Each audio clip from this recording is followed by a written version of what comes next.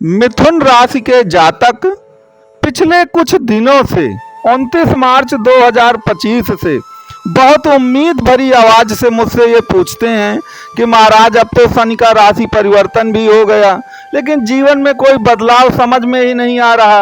ऐसा लगता है जैसा जीवन पूरा ठहर सा गया है, कुछ हो ही नहीं रहा है। तो याद रखिए, आपके इंतजार की जो घड़ियां हैं वह पूरी तरह से खत्म हो गई।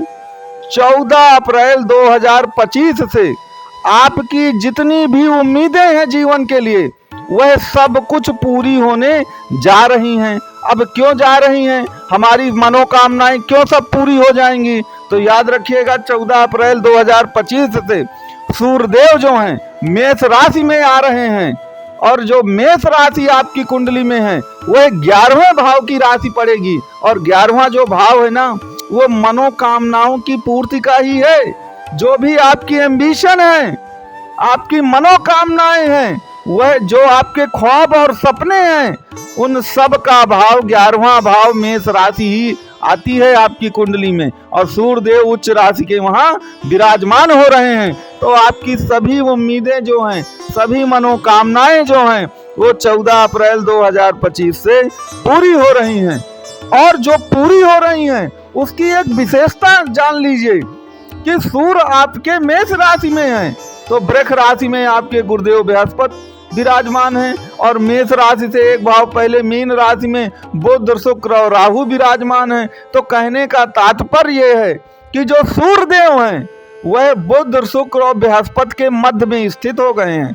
और जब कोई भी ग्रह बुध शुक्र बृहस्पति के मध्य में आ जाता है, शुभ ग्रहों के मध्य में आ जाता है, तो वो ग्रह एक्टिवेट हो जाता है, 100% पोटेंसी देने लगता है अपनी। और याद रखिएगा कि सूर्य अगर मेष राशि में है तो उसके अगल बगल के ये जो तीनों शुभ ग्रह हैं वह भी एक्टिवेट होंगे, और आपकी सारी जो मनोकामनाएं हैं वह पूरी तरह से पूरी हो जाएंगी। आपने सुना होगा कि जैसा राजा वैसी प्रजा। तो कुंडली में राजा कौन कहलाता है? राजा तो सूर्यदेव भगवान ही होता है। तो जब राजा ही उच्च के हो गए हैं तो उनकी जो प्रजा है, अब प्रजा का तात्पर्य अन्य ग्रहों से है, कुंडली के जो बाकी 8 ग्रह हैं वह भी वैसी हो जाएगी। तो कहने का तात्पर्य आप समझिए कि जब सूर्य उच्च के होंगे, वो भी 11वें भाव में आपके मेष राशि में जाएंगे, तो सूर्य तो एक्टिवेट होंगे ही होंगे, उसके साथ जितने कुंडली के ग्रह हैं सब एक साथ एक्टिवेट हो जाएंगे और आपको लक्ष्य की ओर ले जाएंगे। तो सूर्य का उच्च में जाना आपके जीवन में एक बहुत बड़ा बदलाव लाएगा, और ये जो आगे के 30 दिन होंगे आपकी पूरी जिंदगी को बदल के रख देंगे। आपने कभी ये इमेजिन नहीं किया होगा कि ऐसा क्यों हो रहा है, क्योंकि सूर्य के आगे और पीछे शुभ ग्रह हैं, तो शुभ कर्तरी राजयोग तो बन ही रहा है। उसके सिवा इसको दुर्धरा राजयोग भी कहते हैं, और यह ज्योतिष का एक बहुत बड़ा राजयोग है।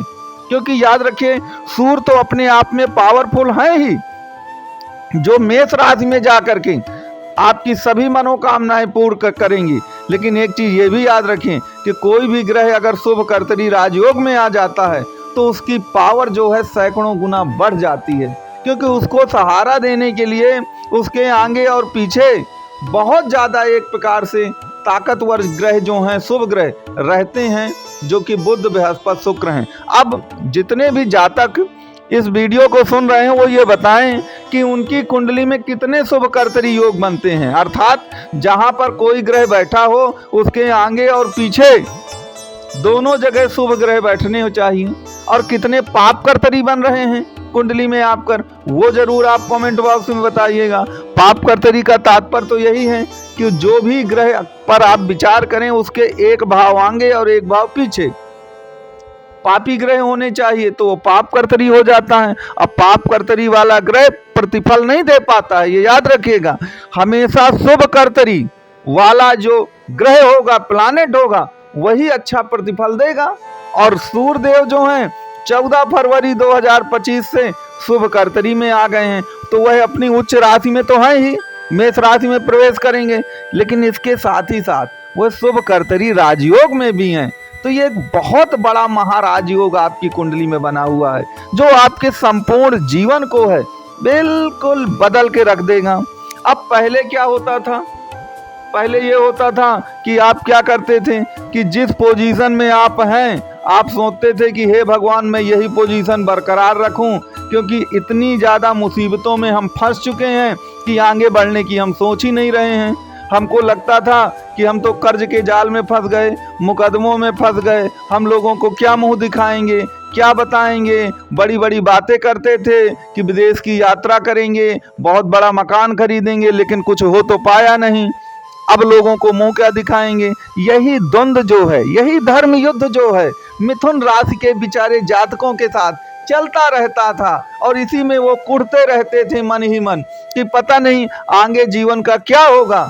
तो याद रखिए, धर्म युद्ध जो है, ये जो द्वंद्व था आपके मन का, जो कि धर्म युद्ध था आपके लिए, वह पूरी तरह से 14 अप्रैल 2025 से समाप्त हो रहा है। और अब जो बारी होगी वह आपके कर्म युद्ध की होगी, और कर्म युद्ध में जिताने के लिए आपके सभी ग्रह बिल्कुल तैयार हैं, क्योंकि सूर्य के कारण सभी ग्रहों को एक्टिवेट कर दिया गया है। सूर्य उच्च के चले गए हैं, और सूर्य के आगे पीछे जितने भी कुंडली के शुभ ग्रह होते हैं, सब ने सूर्य को चारों ओर से घेर लिया है। तो जब शुभ ग्रह किसी भी ग्रह को घेर लेते हैं और वो ग्रह उच्च का हो जाता है, तो याद रखिए उसकी पावर विशाल हो जाती है, और उसकी विशाल पावर के कारण कुंडली के जो बाकी ग्रह होते हैं वह भी पूरी तरह से एक्टिवेट हो जाते हैं।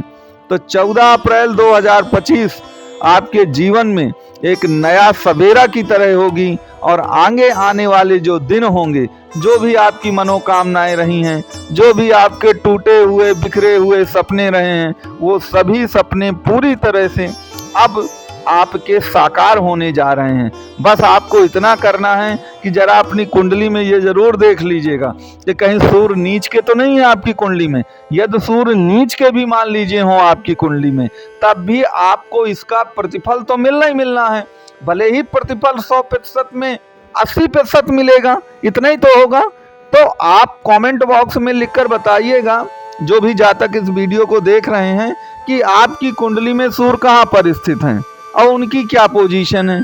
इतना आप लिख करके बता दीजिएगा, उसका जो सॉल्यूशन है वो हम आपको बता देंगे। और याद रखिए, उसका सॉल्यूशन बताते ही और जैसे ही आप उसे आजमाएंगे, आपकी जो भी समस्याएं रही हैं, जो भी आपका जीवन बड़ा निराशापूर्वक रहा, उसमें एक प्रसन्नता जो है वह आपके जीवन में आकर के रहेगी।